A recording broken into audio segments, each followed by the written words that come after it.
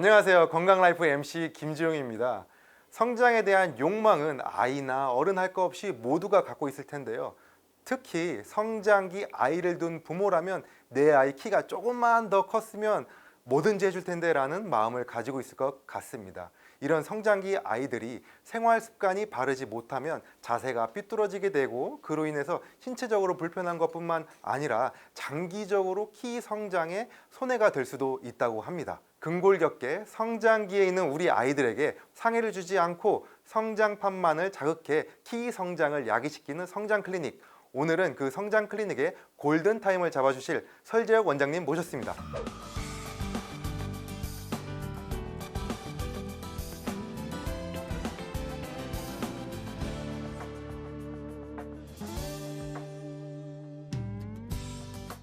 원장님 안녕하세요. 네, 안녕하십니까? 원장님, 앞에서 제가 말씀드렸던 것처럼 성장 클리닉에 대한 관심이 좀 있을 것 같아요. 혹시 환자분들이 실제로 많이 내원하고 계신가요? 네, 그렇습니다. 특히나 이제 요즘처럼 신학기가 되면 방학 동안에 친구들과 떨어져 지내다가 다시 만났는데 키 차이가 이제 발생된 것을 확인하게 되고 그것으로 인해서 이제 성장에 관심이 좀 높아지면서 내원하시는 경우가 많아지고 있습니다. 네, 원장님, 우리 제작진들이 성장에 대해서 어떤 관심과 생각을 갖고 있는지 시민들을 만나서 인터뷰했다고 합니다. 함께 네. 보시죠. 네. 부모님 두 분 다 키가 작아도 요즘은 잘 먹으면 키가 더 클 수 있다고들 하던데 정말인가요? 커피를 자주 마셔서 그런지 키가 작은 것 같은데 카페인이 키에 영향을 주는 요인인지 궁금합니다. 어릴 때 살은 다 키로 간다는 말만 믿고 아이가 먹도록 두고 있는데 이 살들이 다 키로 갈 수 있는지 의문이 듭니다. 키 크는 한약 등 다양한 것들이 키를 크게 할 수 있다는데 정말 효과가 있는지 궁금합니다. 원장님, 인터뷰 보셨어요. 네. 정말로 성장에 관련해서 다양한 고민들이 있는 것 같아요. 네, 그렇습니다. 이제 아무래도 자녀의 키에 대한 부분이기 때문에 부모님들께서 좀 더 관심이 많이 가실 걸로 생각이 되는데요. 정확한 진단은 직접 병의원이나 한의원에 내원하셔가지고 검사나 또는 진찰을 통해서 하는 것이 이제 바람직하겠고요. 이제 오늘은 이제 일반적으로 우리가 알 수 있는 그 성장에 관련된 지식이나 상식에 대해서 소개해드리도록 한번 해보겠습니다. 알겠습니다, 원장님. 그러면 오늘은 또 이 주제를 저희에게 질문 주신 시청자분이 있거든요. 그 네. 시청자분의 고민 함께 보도록 하겠습니다. 네. 초등학생 아들을 둔 엄마인데요. 아이가 키가 좀 작은 편 같은데 요즘 친구들이 부쩍부쩍 크니까 더 차이가 많이 나서 저도 많이 신경 쓰입니다. 마음 같아선 성장판 검사를 하고 싶은데 엑스레이만 찍으면 어떤 걸 알 수 있나요? 키 크는데 좋다는 멸치, 우유, 치즈를 먹이면서 줄넘기를 꾸준히 시키고 자기 전에 스트레칭도 하는데 가능성이 있을까요? 원장님, 이 고민 들으셨어요? 네. 어떤 생각이 드세요? 일단 그 성장판에 관련된 검사는 엑스레이를 통해서 확인하는 것이 맞겠고요. 일단 병의원에 내원하셔가지고 엑스레이 검사를 통해서 골 연령을 측정해 보고 또래 아이들과의 신장의 차이가 어느 정도나 나는지 확인해 보시도록 하는 것이 필요하겠습니다. 원장님 보시면 이제 제일 궁금한 건 우리 아이가 얼마나 클까, 언제 클까라는 고민들이 굉장히 많은 것 같아요. 네. 보통 성장은 언제 발생하게 되나요? 네, 일단 성장의 큰 흐름을 먼저 말씀드리면요. 성장은 그 제1성장 발육 급진기라고 하는 0세부터 3세까지의 그 성장을 패턴을 보이게 되는데요. 이 보통 아이가 출생 시에는 대략 한 30cm 정도의 신장을 보이는데요. 만 3세, 그냥 우리 나이로 하면 4살이 되게 되면 대략 그 90에서 1m 정도의 신장을 보입니다. 거의 3배 정도 크는 시기가 되는데요. 이 시기 이후에 이제 점진기라고 하는 점진적으로 키가 성장하는 시기가 찾아오게 됩니다. 남성과 여성의 신장 차이가 발생을 하게 되는데요. 제2성장 발육 급진기 때 남성의 신장 변화가 여성의 신장 변화보다 좀 더 크게 나타나기 때문에 결과적으로 성년이 되었을 때 성인 남성이 성인 여성에 비해서 대략 한 10여 cm 정도의 신장 차이가 발생한다고 보고되어 있습니다. 예, 원장님. 그러면은 우리가 지금 성장의 개요에 대해서 봤잖아요. 네. 한의학에서는 그러면 성장은 어떻게 보고 있나요? 네, 한의학에서도 성장에 대해서는 이게 자연스러운 어떤 발육의 과정으로 보고 있습니다. 보통 성년이 되었을 때 오장육부의 기능이 충실한 상태가 되면 건강한 성년이라고 보는데요. 아이들 같은 경우는 오장육부의 기능이나 또는 발육 상태가 성년의 것과는 좀 다르다고 할 수 있습니다. 그래서 한의학에서 성장이라 하면 아이들의 오장육부가 정상적으로 건강하게 잘 발육하도록 돕는 것이라고 하겠습니다. 그러면 이제 아이가 왔을 때 오장육부 중에 특별히 부족한 부분들을 찾아서 저희가 이제 치료를 해주는 게 그렇죠. 기본적인 치료의 개념이 되겠네요. 그렇죠. 네. 이제 말씀해주신 부분들 우리 성장 자체에 대해서 조금 더 심도 있는 대화를 나누려고 합니다. 원장님, 제가 처음에 소개할 때 성장의 골든 타임이 있다고 했는데요. 네. 실제로 성장의 골든 타임은 언제인가요? 네, 성장의 골든 타임이라고 한다면은 앞서 그 성장 과정에서 그 점진기와 제2성장 발육 급진기의 사이에 있다고 하겠습니다. 이 점진기와 제2성장 발육 급진기 사이에 2차 성징이라는 생리적인 변화가 있는데요. 이 시기에 이 남자와 여자아이의 그 급진적인 성장 변화가 나타나게 됩니다. 이 시기에 아이의 영양 상태, 그리고 운동 상태, 그리고 건강 상태가 고르게 유지되어야만 아이들의 성장이 방해받지 않을 수 있습니다. 네, 원장님, 저희가 키를 체크하기 위해서 성장판을 검사해야 된다고 말씀해 주셨거든요. 네. 그럼 성장판은 무엇인가요? 네, 성장판은 뼈의 그 본체에 해당되는 이 몸통과 뼈의 머리 그 사이에 위치하는 조직인데요. 이 조직이 그 뼈의 본체의 길이 변화를 유도해주는 작용을 하게 됩니다. 그래서 성장판은 보통 그 발가락에서부터 닫히기 시작해서 척추로 이렇게 올라가면서 순차적으로 닫히게 되는데요. 성장판이 어느 시점에 닫히는가는 아이들의 성장에 있어서 매우 중요하다고 하겠습니다. 엑스레이를 통해서 우리 아이의 성장판의 상태를 보는 것은 이러한 이유입니다. 아, 성장판이 열려있는 닫혀있는 보는 게 굉장히 중요하겠네요. 그렇습니다. 예.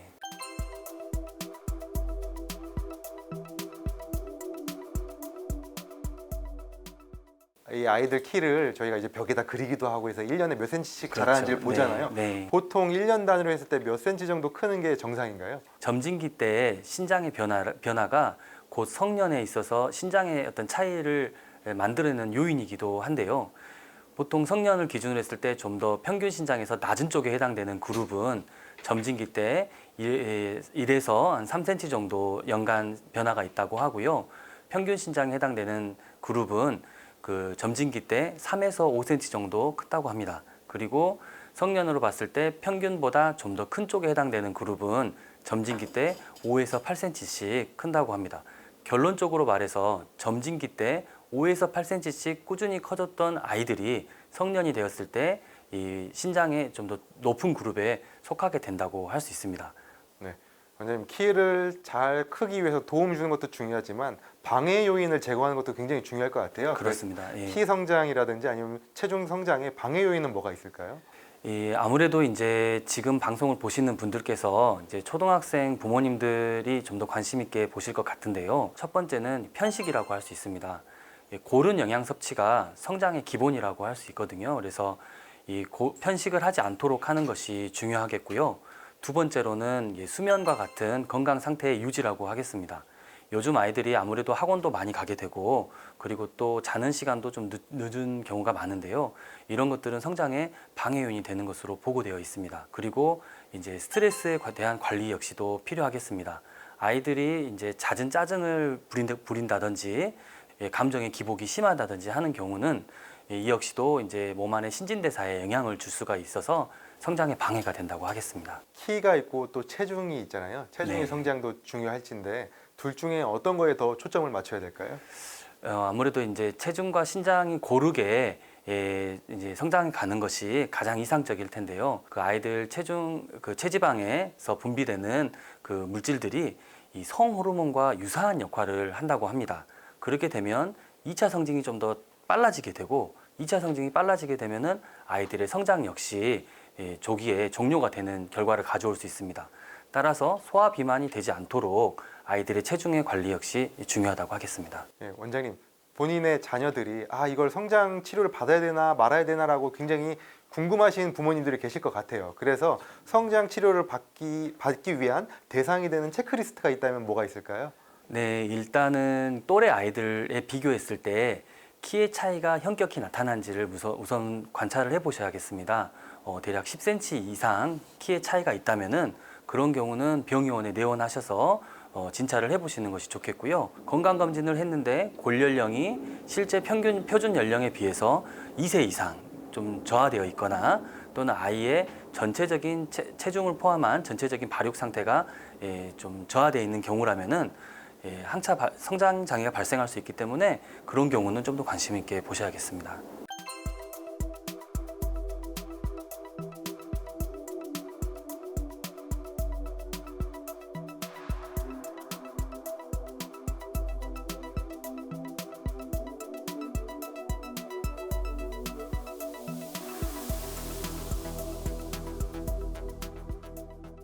그런데 이제 부모님들은 보통 관심이 없다 보면 내 아이는 언젠간 클 거야. 너 대학교 가면 큰다, 고등학교 가면 큰다, 중학교 가면 큰다 이런 얘기도 하는데요. 성장 장애란 정확히 무엇이고 성장 클리닉이란 무엇인지 한번 간단하게 정의 부탁드릴게요. 네, 일단 그 성장 장애라는 것은 질병이라고 볼 수 있습니다.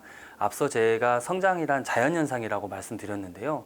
성장은 프로그램된 대로 부모님께서 물려준 유전자의 어떤 영향 그리고 환경적인 영향에 의해서 어떤 아이가 건강하게 자랐다면은 잘 성장했다라고 볼 수 있는 것입니다. 또래보다 좀 작거나 또래보다 또 비슷하거나 하는 것들은 그것은 건강에 어떤 문제가 아니라고 볼 수 있는 거죠. 다만 이제 또래 아이들보다 현격하게 예를 들어서 15cm 이상 차이가 나는 경우는 성장 그 분포상에서 이 하위 3%에 해당이 된다고 할 수 있습니다.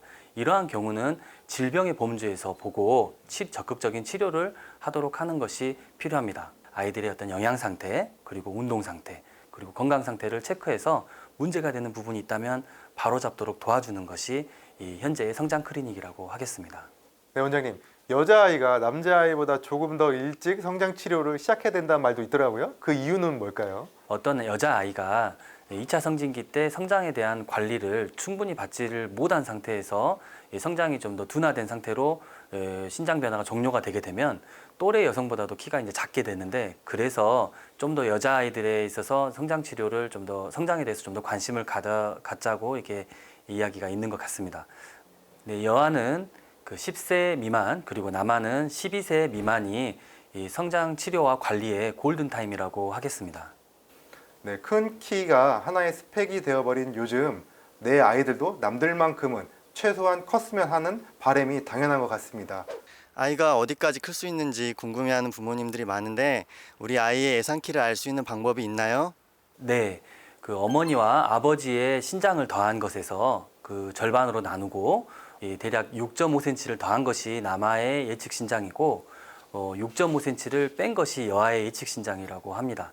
하지만 이제 성장이라는 것 자체는 이 부모님의 어떤 유전적인 영향에 의해서 좌지우지 되는 것도 있겠지만 아이들의 어떤 생활 습관이라든지 앞서 말씀드렸던 영양이나 수면, 건강, 이 건강 관리와 같은 이 세 가지 환경 인자에 의해서 또 영향을 받기 때문에 반드시 그 어떤 그 계산식에 의해서 신장이 예측을 한다고는 하기는 어렵겠습니다.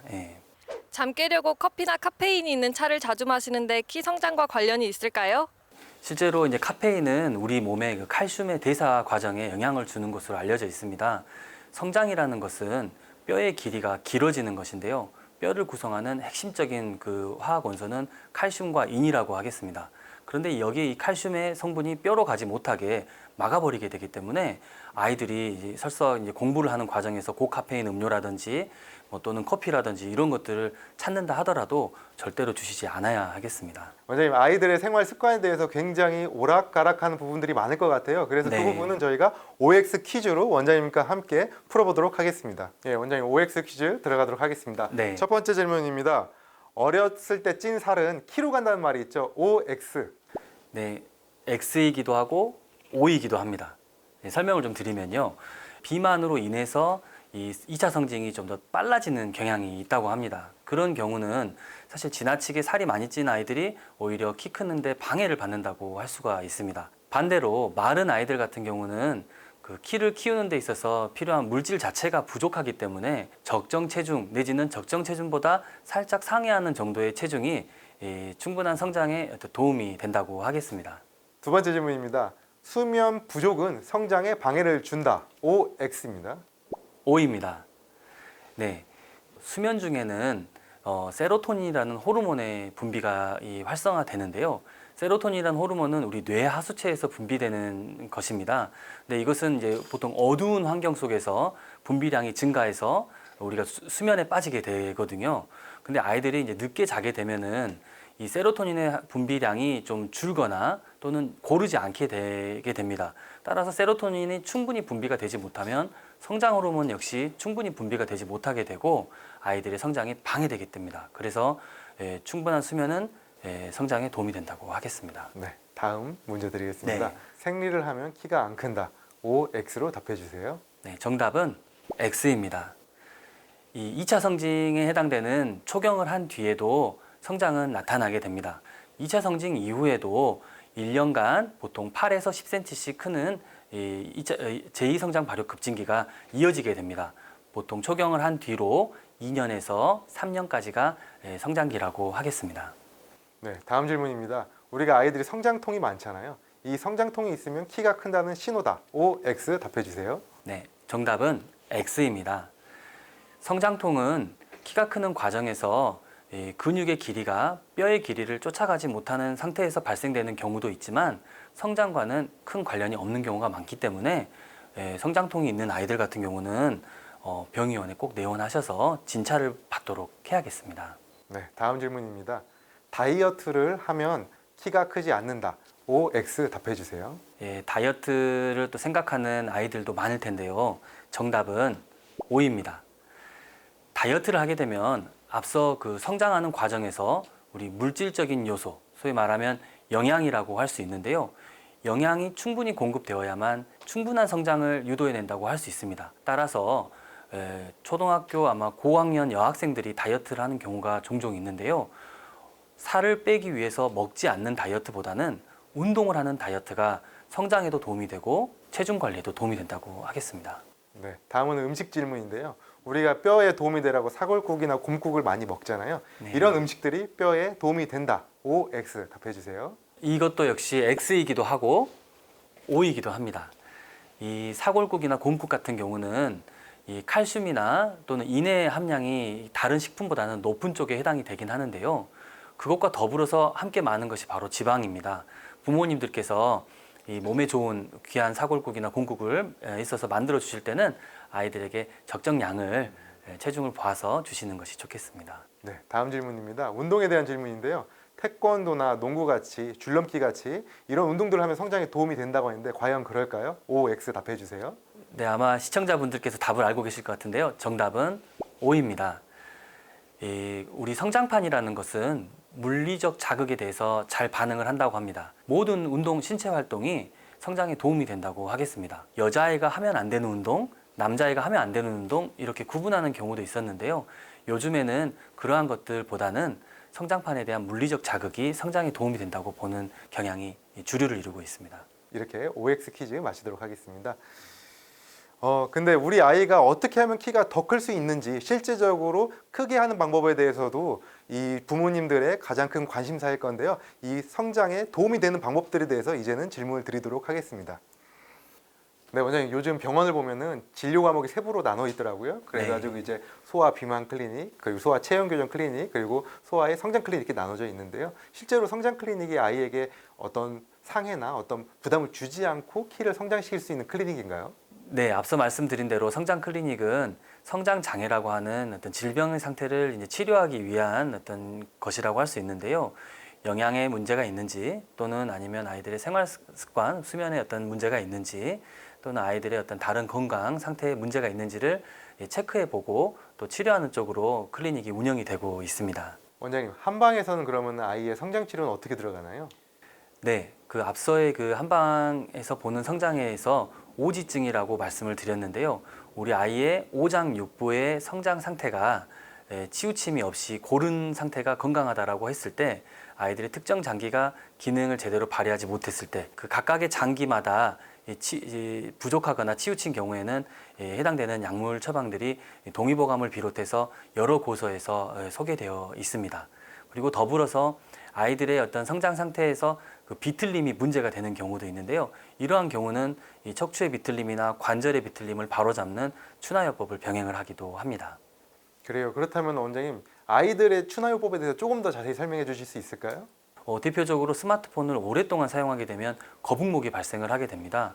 거북목은 뭐 목의 통증뿐만이 아니라 체형이 좀 더 왜소해져 보이게 만들게 되는데요. 이때 이 추나요법을 통해서 목의 바른 위치를 잡아주는 형태로 교정을 하게 됩니다. 손을 이용을 해서 가볍게 근육의 길이를 조정해주고 뼈의 위치를 바로 잡는 것이기 때문에 아이들에게도 거부감 없이 잘 시술이 되고 있습니다. 제가 듣기로는 한참 성장기에 측만증이라든지 있으면 그것들이 점점점 커가면서 더 심화된다는 얘기도 들었는데요. 정말인가요? 그렇습니다. 이 측만증 역시도 유병률이 과거에 비해서 증가하는 추세인데요. 측만증은 2차 성징기를 전후해서 성년까지 대략 한 6에서 7년 정도의 기간을 가지고 진행되는 특징이 있습니다. 만약 척추의 굽이가 좌우로 있다든지 하게 되면 병원에 내원하셔서 엑스레이 검사를 반드시 받으셔야겠고요.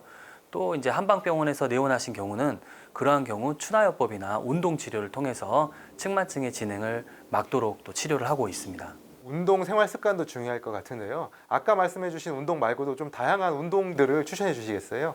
성장과 관련해서 가장 많이 추천을 하고 있는 운동은 줄넘기입니다. 줄넘기는 발목부터 시작해서 무릎, 고관절, 척추에 이르기까지 중력에 의한 물리적 자극을 골고루 성장판에 주기 때문에 줄넘기가 가장 성장에 도움이 된다고 하겠고요. 걷기 활동 역시도 성장에 도움이 많이 된다고 하겠습니다. 실제로 또 환경적으로도 공원이나 산에 가서 아이들이 활동을 하는 것 자체가 아이들의 건강 상태에도 도움이 되기 때문에 권해드릴 수 있을 것 같습니다. 옛말에 의하면 이제 아이의 성장은 뒷모습, 걷는 뒷모습을 보면 알 수 있다라는 말도 있더라고요. 예를 들어 일상생활에서 자세를 바르게 하고 바르게 걷는 법에 대해서 조언을 주신다면 어떤 게 있을까요? 네. 부모님들께서 보통 자녀분들의 그 보행 상태에 대해서 많은 지적을 하시는 경우가 있는데요. 발을 이렇게 앞으로 모으고 11자 형태로 걷게 되면은 무릎이 바깥쪽으로 벌어진 오다리가 유발이 될 수 있습니다. 그렇게 되면은 실제 아이들의 키의 어떤 차이를 유발을 시킬 수가 있게 되거든요. 근데 이것은 성장과 직접적인 관련이 있는 것은 아니지만 잃어버리는 키라고 할 수 있는 것입니다. 그래서 가장 바람직한 보행은 11자도 아니고 밖으로 벌어진 것도 아닌 인체의 정중심선을 기준으로 했을 때 대략 한 45도 정도 발이 바깥쪽으로 벌어진 상태의 보행이라고 하겠습니다. 예, 원장님. 저희가 이제 운동도 얘기하고 걷기도 얘기했는데요. 무작정 많이 한다고만 좋은 것 같지는 않아요. 왜냐하면 성장판에 손상을 끼칠 수도 있고 아니면 이제 스포츠 손상이 올 수도 있는데 운동은 어떻게 해야 될까요? 횟수에 대해서도 많이들 궁금해하시고 질문을 하시는데요. 아이들의 시간이 그렇게 많지 않은 것 같습니다. 저는 보통 일과가 끝난 저녁 시간대 가족들이 다 모였을 때 그때 줄넘기를 한다든지 산책을 한다든지 하루에 한 번 정도 30분 이내로 가볍게 하는 것을 권해드리고 있습니다. 네, 원장님 오늘 이렇게 많은 정보 주셨는데요. 마지막으로 이 성장에 대해서 굉장히 관심이 많은 부모님께 한마디 부탁드립니다. 네, 성장은 자연스러운 어떤 하나의 현상이라고 할 수 있습니다. 성장하는 과정에서 아이의 어떤 영양이 골고루 섭취가 되도록 도와주시고 그리고 아이가 너무 피곤해하지 않도록 수면 상태가 고르게 되도록 도와주시고 그리고 또한 아이가 지나치게 마음에 어떤 짐이 되는 그런 어떤 스트레스에 노출이 되지 않도록 도와주시는 것이 성장에 어떤 도움이 되는 방법이라고 하겠습니다.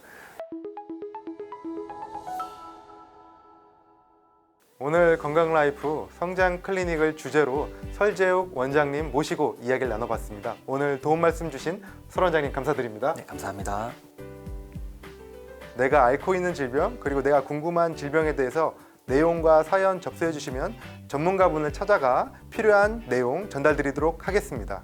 쏟아지는 건강정보 속 진짜 필요한 정보만 찾아 전달드리는 건강라이프 건강 전문가들과 함께 다음에 또 찾아뵙겠습니다. 감사합니다.